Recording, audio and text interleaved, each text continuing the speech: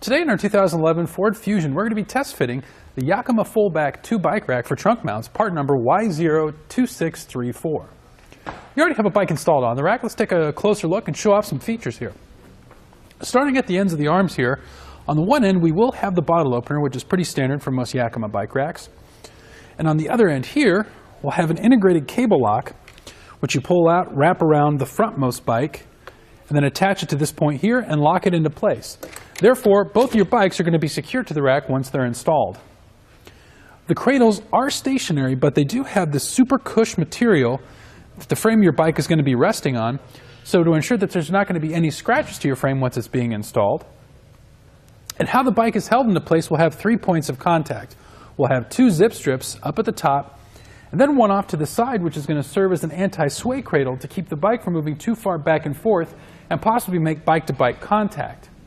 Now, the thing about this anti-sway cradle is it can fold up out of the way when not in use, and when loading the bikes on and off, it is really good to put it like that because it makes it much easier so you don't have to go back and forth where you're trying to install it. So let's go ahead and take off the bike. Now, to release the zip strips here, you go to either side. There are these tabs, you just push them in at the same time, and it lifts right out. Very easy to use. And one thing I'd like to point out with these zip strips, on the inside here, they're actually made from a rubber material, again, to help protect your frame once it's being installed. Excuse me. We'll lift it up and off. You can see how easy that was with the anti-sway cradle lifted up, or folded up, excuse me. Put the zip strips back into place.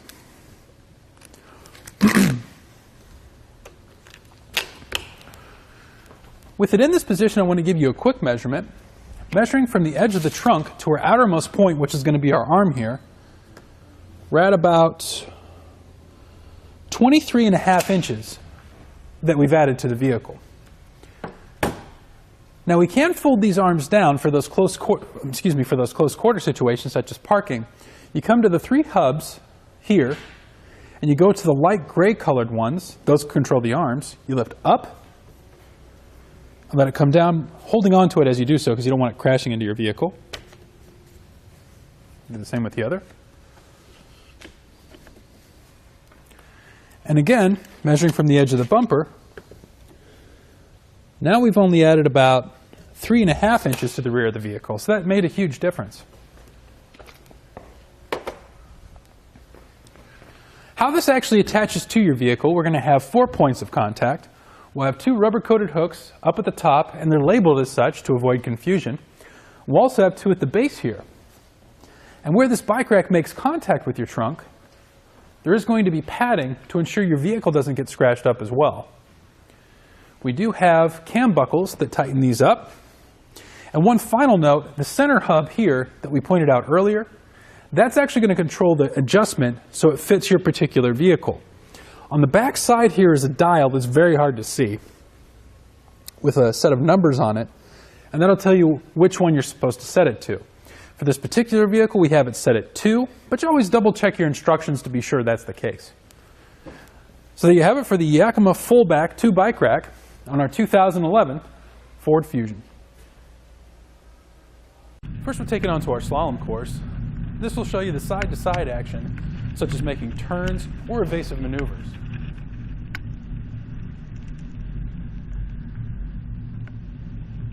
Now we're at the alternating speed bumps. This will show you how it looks driving on uneven pavement or potholes. Finally, we're at the solid speed bumps, which simulates going into your driveway or parking lots.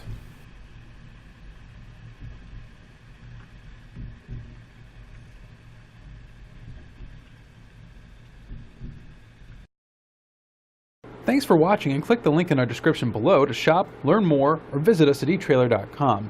And leave us a comment if you have any questions.